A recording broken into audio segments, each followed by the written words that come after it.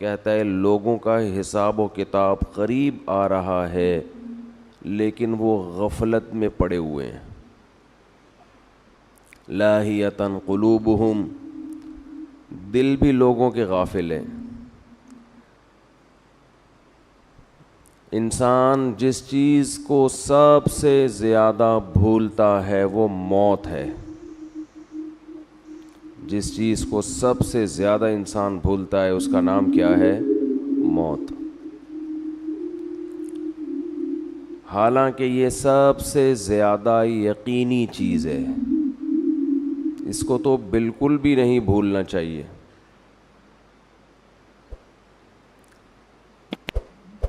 اللہ تعالیٰ قرآن مجید میں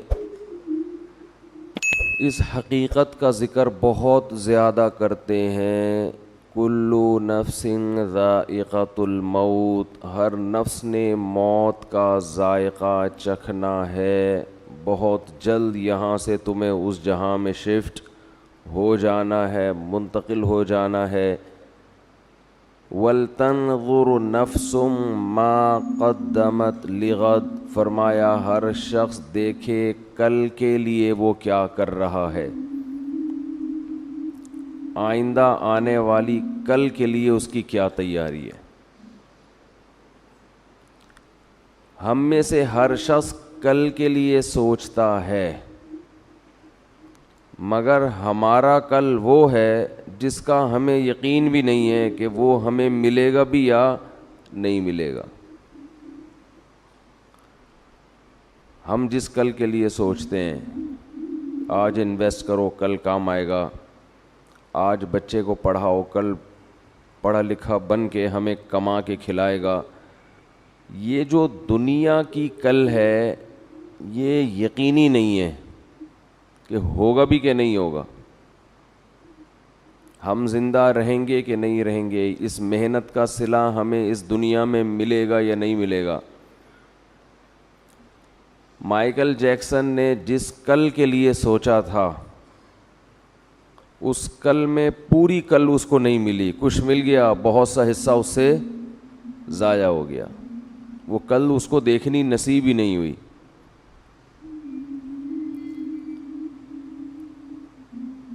تو اللہ یہی ہمیں بتاتے ہیں کہ جس کل کے لیے تم تیاری کر رہے ہو وہ کل یقینی نہیں ہے. اللہ ہمیں وہ کل بتاتے ہیں جو یقینی ہے، جو موت ہے. قرآن نے بہت سارے پیغمبروں کے واقعات بیان کیے ہیں.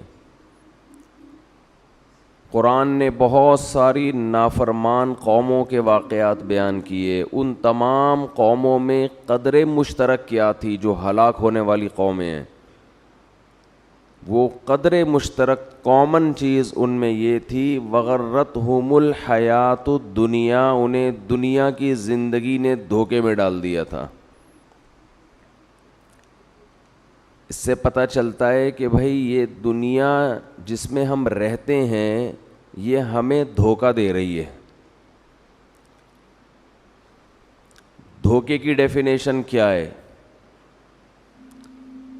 جب کوئی آپ سے وعدہ کرتا ہے اور اس وعدے کی بیس پہ آپ سے کوئی کام لے لے اور پھر عین وقت پہ اپنا وعدہ پورا نہ کرے تو آپ کہتے ہیں یہ بندہ چیٹ کر گیا ہے، یہ بندہ دھوکہ دے گیا ہے مجھے. کہتے ہیں کہ نہیں کہتے؟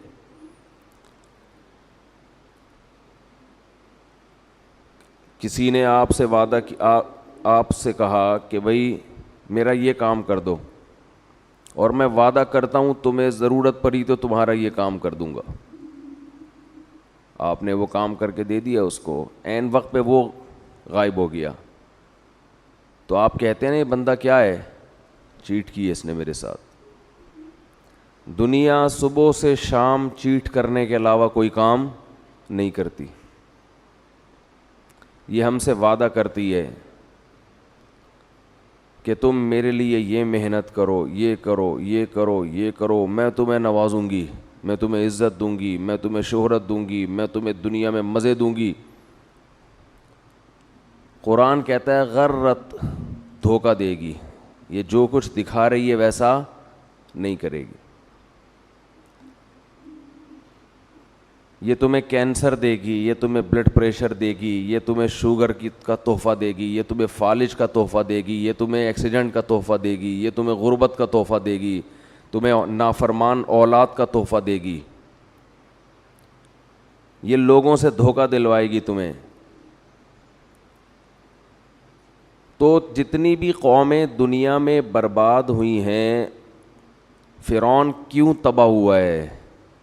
یا قوم لکم الملک المصر ظاہرین فی الارض، کہ اس خوش فہمی میں تھے کہ آج ہم زمین کے بادشاہ ہیں، زمین پر ہم غالب ہیں۔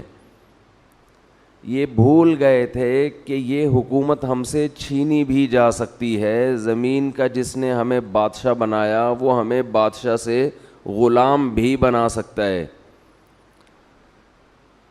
انسان اس ظاہر کو دیکھ کر بہت زیادہ دھوکہ کھاتا ہے اور وہ سمجھتا ہے کہ جیسا میں ہوں ویسے کا ویسا ہی رہوں گا۔ یہ بہت بڑی بھول ہے۔ اللہ نے 3 مدارج بیان کیے ہیں قرآن مجید میں انسان کے۔ پہلے اللہ نے حکم دیا کہ اے لوگو جنہوں نے گناہ کر کر کے، اللہ کی نافرمانی کر کر کے اپنے اوپر زیادتی کی ہے، ابھی بھی وقت ہے توبہ کر کے اس اللہ کی طرف آ جاؤ۔ قل یا عبادی الذین اسرفوا علی انفسہم، اے نبی ان سے کہہ دیجئے کہ اے میرے بندو جنہوں نے اپنے اوپر زیادتی کر لی۔ ہمارے ہاں زیادتی کہتے ہیں کہ دنیا برباد کر لی، پڑھے نہیں، کوئی جاب نہیں کی، کوئی بزنس نہیں کیا، اس کو ہم کہتے ہیں بندے نے اپنا فیوچر تباہ کر دیا۔ اللہ کی نظر میں زیادتی یہ ہے کہ اللہ نے جن کاموں کا حکم دیا تھا آپ نے وہ کام نہیں کیے، تو اللہ کہتے ہیں اسرفوا علی انفسہم، جنہوں نے اپنے اوپر زیادتی کی ہے اب بھی وقت ہے توبہ کر لو، لا تقنطوا من رحمت اللہ، اللہ کی رحمت سے مایوس مت، ابھی مایوسی کا ٹائم شروع نہیں ہوا ہے، بہت جلد ایک ٹائم آنے والا ہے جس میں اللہ تمہیں خود مایوس کر دے گا، خود بتائے گا کہ اب مجھ سے امیدیں مت لگانا۔ ان اللہ یغفر الذنوب جميعا، ابھی توبہ کرو، اللہ سارے گناہ معاف کرنے کے لیے تیار ہے، ابھی توبہ کر لو۔ انسان بڑا ڈھیٹ ہے، وہ کہتا ہے ابھی توبہ نہیں کروں گا، میں اس وقت توبہ کروں گا جب توبہ کا دروازہ بند ہوگا۔ پہلا حکم اللہ نے کیا دیا؟ توبہ کرو۔ آپ مجھے بتاؤ توبہ کس چیز سے ہوتی ہے؟ برائی سے، گناہ سے۔ اللہ ہم سے زیادہ عبادت نہیں مانگتے، اللہ ہم سے گناہوں سے توبہ مانگتے ہیں۔ آج کوئی شخص اگر دین پر آتا ہے تو عبادت کی کثرت کو فوکس کرتا ہے، گناہ چھوڑنے کو فوکس نہیں کرتا۔ اللہ نے پچھلی قوموں میں جتنی قوموں کو ہلاک کیا، تباہ کیا، کوئی ایک قوم بھی ایسی نہیں ہے جس کو اشراق کی نماز چھوڑنے پر عذاب دیا ہو، کوئی ایک قوم بھی ایسی نہیں ہے جس کو تہجد چھوڑنے پر عذاب دیا ہو، کوئی ایک قوم بھی ایسی نہیں ہے جس کو صبح و شام کی تسبیحات چھوڑنے پر عذاب دیا ہو۔ قرآن کہتا ہے فَكُلًّا أَخَذْنَا بِذَنبِ، جتنی قوموں کو تباہ کیا ان کے گناہ کی وجہ سے کیا ہے، نافرمانی کی وجہ سے کیا ہے۔ اور وہ نافرمانی کیا تھی؟ تمام قوموں میں ایک ہی چیز تھی کہ انہوں نے پیغمبر کے جو سفیر، اللہ کے جو سفیر تھے، اللہ کا جو پیغام لے کے دنیا میں آئے تھے، ان کی باتوں کو ویلیو نہیں دی، ان کی باتوں کو اہمیت نہیں دی۔ یاد رکھو اللہ کی نظر میں سب سے زیادہ ویلیو اس چیز کی ہے کہ محمد صلی اللہ علیہ وسلم کیا آرڈر دے کے گئے ہیں۔ کیونکہ یہ آپ کا آرڈر نہیں ہے, یہ کس کا آرڈر ہے؟ اللہ کا آرڈر ہے. اور ہماری نظر میں سب سے کم ویلیو کس کی ہے؟ اللہ نے کیا کہا ہے. اللہ صرف یہ دیکھتا ہے اپنے بندوں میں کہ یہ مجھے کتنا فالو کر رہے ہیں, اس کے علاوہ اللہ کو ہم سے کوئی غرض نہیں ہے. یہ دماغ میں اچھی طرح یہ بات بٹھا لینی چاہیے. اللہ یہ بھی نہیں دیکھ رہا کہ تم انسانیت کی خدمت کر رہے ہو کہ نہیں کر رہے, تم زمین میں کیسے رہ رہے ہو. اللہ یہ دیکھ رہا ہے کہ میری کتنی مانتے ہو, انسان کی خدمت بھی میرے کہنے پہ کر رہے ہو کہ نہیں کر رہے, بس.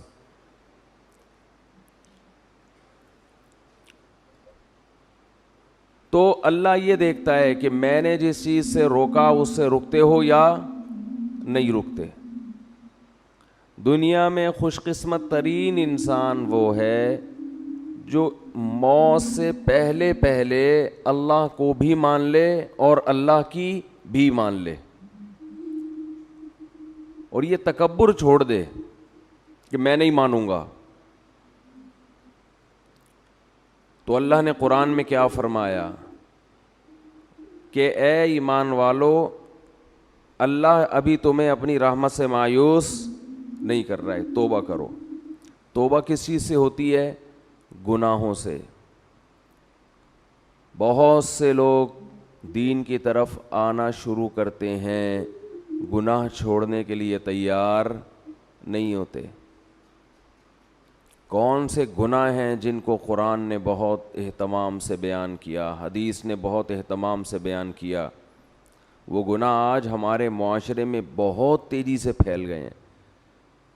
اس رمضان کے گزرنے سے پہلے پہلے توبہ کریں, ان تمام جرائم سے توبہ کرنی ہے. ان گناہوں میں سب سے پہلا گناہ ہے نماز کا قضا کر دینا. اللہ نے اس کی کسی قیمت پہ اجازت, بولے نا بھائی, نہیں دی. ایک چیز ذہن میں آتی ہے کہ اتنے سارے لوگ بے نمازی, اتنے سارے لوگ ہیں جو اللہ کا انکار کر رہے ہیں, کیا یہ سارے جہنم کی آگ میں جلیں گے؟ یہ چیز انسان کو پریشان کرتی ہے, وسوسہ ڈالتی ہے کہ جہاں اتنے سارے لوگ ہیں یہ کیسے اللہ ان کو اٹھا کے آگ میں ڈال دے گا. دنیا میں آج بھی شرک کرنے والے توحید پرستوں سے زیادہ ہیں. دنیا میں بہت سے لوگ ہیں جو خدا کے منکر ہیں, بہت سے لوگ ہیں جو اللہ کے ساتھ شریک کرتے ہیں, بہت سے لوگ ہیں جو اللہ کو مانتے ہیں لیکن اللہ کی نہیں مانتے, بڑے بڑے احکام کا انکار کر دیتے ہیں. تو شیطان انسان کے دل میں وسوسہ ڈالتا ہے کہ کیا اللہ اتنے سارے لوگوں کو جہنم کی آگ میں ڈال دے گا. اس وسوسے کا جواب قرآن بار بار دیتا ہے, بار بار. وہ جواب یہ دیتا ہے قرآن کہ لَأَمْلَأَنَّ جَهَنَّمَ مِنَ الْجِنَّةِ وَالنَّاسِ أَجْمَعِينَ. اے لوگوں ایک بات خوب سمجھ لو, میں جہنم کو انسان اور جنات سے بھر دوں گا. اس ٹینشن میں مت رہو, اس فکر میں مت رہو کہ اتنی بڑی جہنم میں اللہ اتنے سارے لوگوں کو کیسے ڈالے گا. ذَلِكَ عَلَى اللَّهِ يَسِيرٌ. اللہ فرماتے ہیں مجھ پر یہ کام بہت آسان ہے, میں خدا ہوں, میں انسان نہیں ہوں. تم اور طرح سے سوچتے ہو, میں اور طرح سے سوچتا ہوں. میں ڈال دوں گا جہنم میں, آگ میں پھینک دوں گا میں. یہی چیز انسان کو غافل کرتی ہے کہ وہ بھی نماز نہیں پڑھتا, وہ بھی نماز نہیں پڑھتا, وہ بھی نہیں پڑھتا, تو میں نے نہ پڑھ لیا تو کیا ہو جائے گا؟ کچھ بھی نہیں ہوگا. جیسے اللہ اس کو آگ میں ڈالے گا آپ کو بھی ڈال دے گا, کوئی مشکل نہیں ہے اللہ کے لیے. یہ جہنم ہے کیا جس سے ہمیں قرآن ڈراتا ہے؟ ذَلِكَ الَّذِي ذَلِكَ يُخَوِّفُ اللَّهُ بِهِ عِبَادَهُ. جہنم کی آگ وہ چیز ہے کہ اللہ اس کی طرف اشارہ کر کے بتاتے ہیں کہ یہ وہ آگ ہے جس سے اللہ اپنے نیک بندوں کو ڈراتا ہے, ان بندوں کو جو اللہ کی آیات پر ایمان رکھتے ہیں ان کو ڈراتا ہے اللہ. عقل مند لوگ اس آگ سے ڈر جاتے ہیں اور احمق اور بیوقوف باتیں بناتے ہیں کہ یہ کیسے ہو سکتا ہے. علماء کہتے ہیں کہ جہنم کی آگ اصل میں اللہ کے غضب کا اظہار ہے, اللہ کے غضب کا اظہار ہے. اور یہ جو اللہ نے کافر کے لیے ہمیشہ کی جہنم رکھی, اس کی وجہ بھی یہ ہے کہ اللہ کا غضب اس پہ ہمیشہ رہے گا, وہ غضب ٹھنڈا نہیں ہوگا, کیونکہ اس کے ٹھنڈا ہونے کی کوئی وجہ نہیں ہے. اللہ انسان کو مہلت دیتا ہے, سدھر جا سدھر جا سدھر جا, وہ نہیں سدھرتا, تو پھر اللہ کا غضب بھی لامتناہی شروع ہوتا ہے.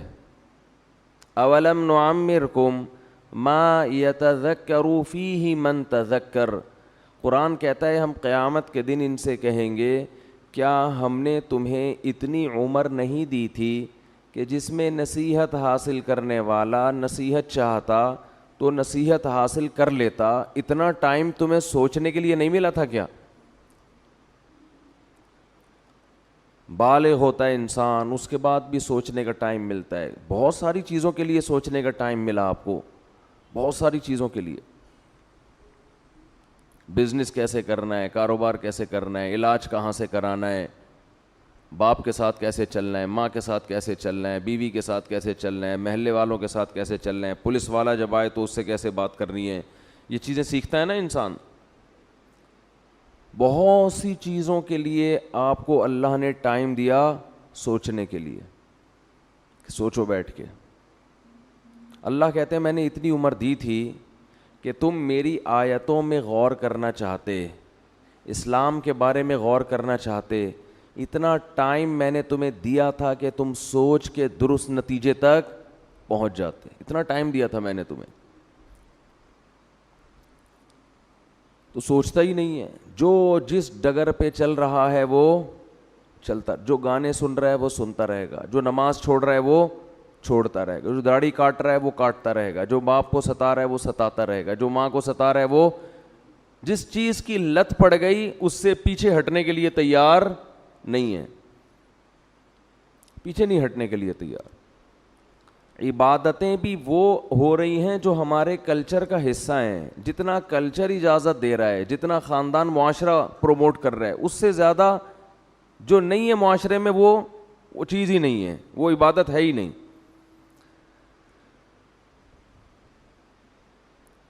تو اللہ اپنے عذاب سے اپنے بندوں کو ڈراتا ہے. یخوف بہ عبادہ, قرآن میں اللہ نے جہنم کی آگ کا بہت زیادہ تذکرہ کیا ہے.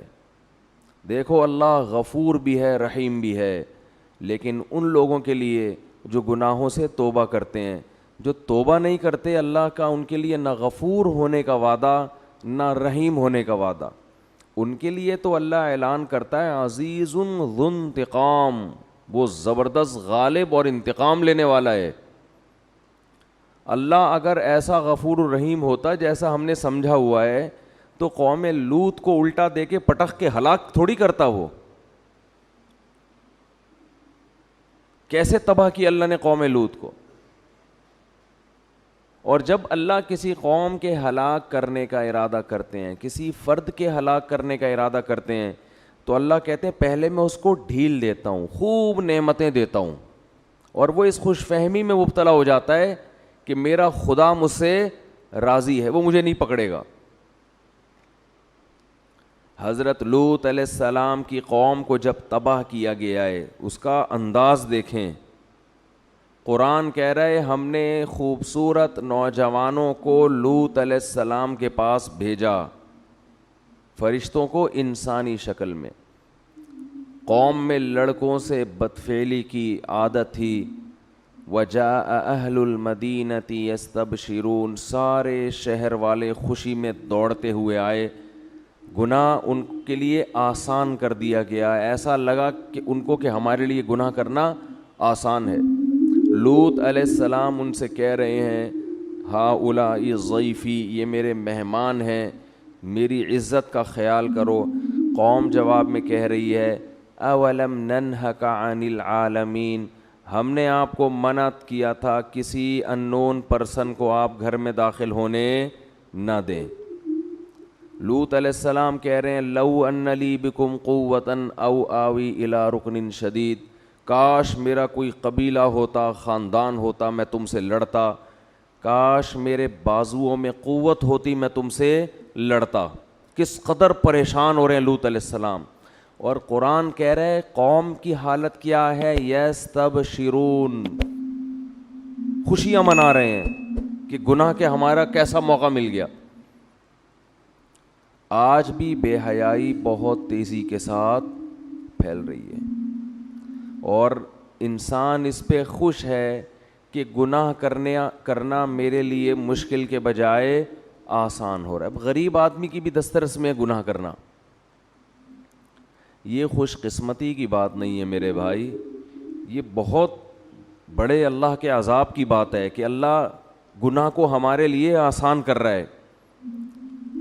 تو قرآن کہتا ہے کہ جب لوط علیہ السلام بہت زیادہ پریشان ہوئے تو ان فرشتوں نے لوط علیہ السلام سے کہا یا لوط انا رسول ربک, ہم انسان نہیں ہیں, ہم اللہ کی طرف سے بھیجے ہوئے فرشتے ہیں.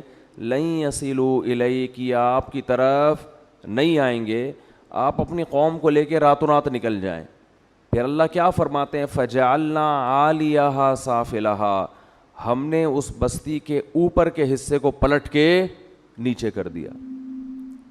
یہ بھی اللہ ہے جس کو ہم کہتے ہیں غفور بھی ہے, رحیم بھی ہے, بندوں پر مہربان یہ بھی ہے, لیکن اس اللہ نے بستیوں کو بھی الٹا ہے. وہی اللہ جس کو ہم رحمان اور رحیم کہتے ہیں صبح و شام, جس کو ہم غفور الرحیم کہتے ہیں, جس کو ہم اپنے بندوں پہ بڑا مہربان کہتے ہیں, اسی اللہ نے فرعون کو جب ایک پانی میں غوطہ دیا ہے اور فرعون نے جواب میں کہا آمنت انہ لا الہ الا الذی آمنت بہ بنو اسرائیل, میں اس اللہ پہ ایمان لایا جس پر بنی اسرائیل ایمان لائی, تو اللہ کو اس پہ ترس نہیں آیا. وہی اللہ جس کو ہم کہتے ہیں غفور ہے, اپنے بندوں پر مہربان ہے, بہت رحمان ہے, بہت بندوں پر شفیق ہے, ماں سے 70 گنا زیادہ محبت کرنے والا, اس اللہ کو اپنی مخلوق فرعون پر اس موقع پہ ترس, بولو بھائی, نہیں آیا. وہ چیخ رہا ہے میں توبہ کرنے کے لیے تیار ہوں, اللہ نے کہا نہیں, آنا اب نہیں بخشوں گا, اور آئندہ اس سے بڑا عذاب آئے گا. اب تو یہ سمجھ رہا ہے کہ تو پانی میں ڈوب رہا ہے, یہ تو عذاب کی پہلی سیڑھی ہے.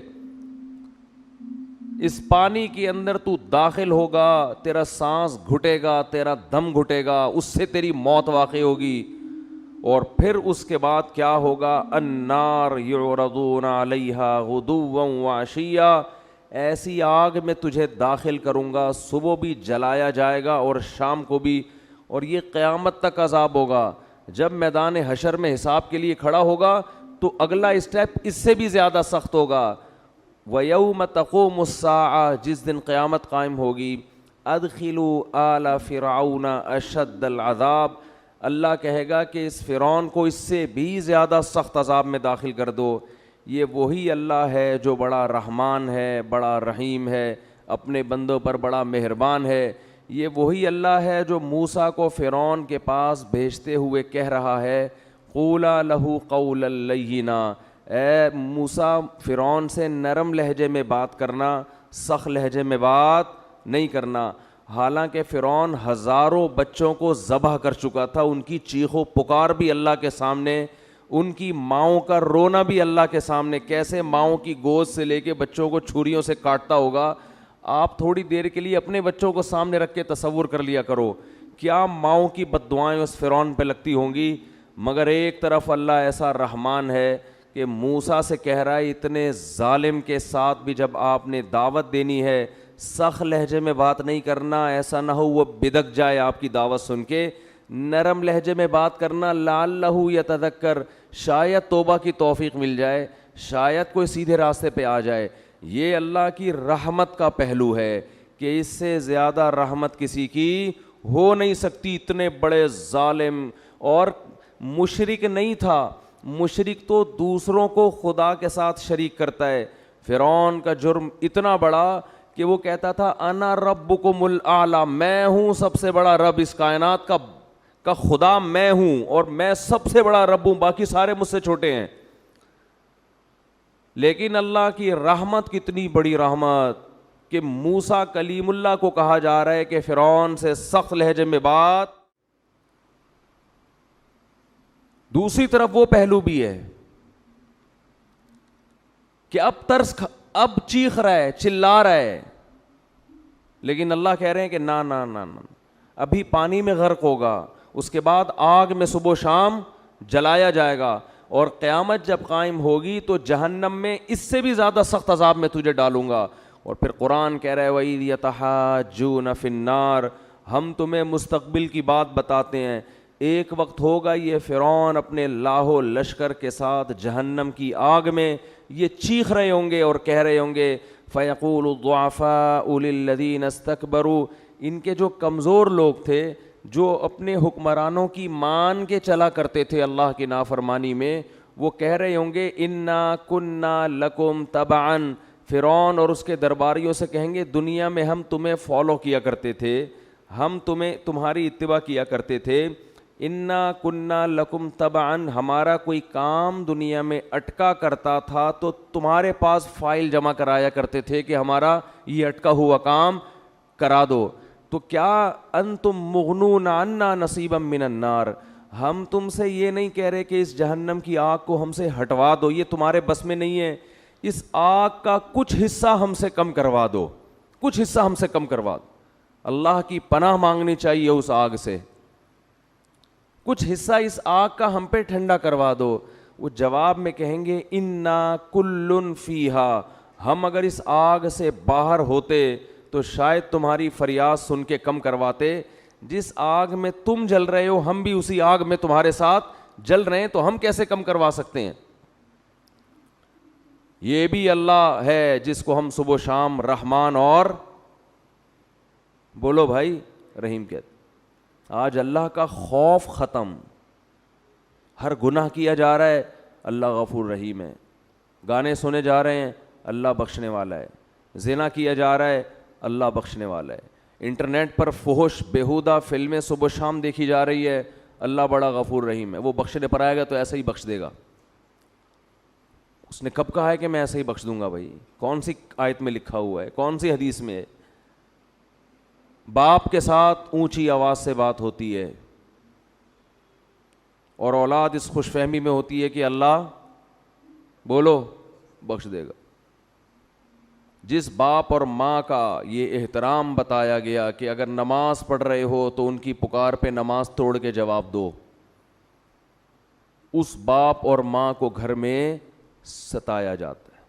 باپ جب تک جوان ہو تو اس کو اولاد نچوڑتی ہے، جب بوڑھا ہو گیا اب کسی کام کا نہیں ہے اس کو ستاتے ہیں بڑھاپے میں. بہت ہو رہا ہے گھروں کے اندر.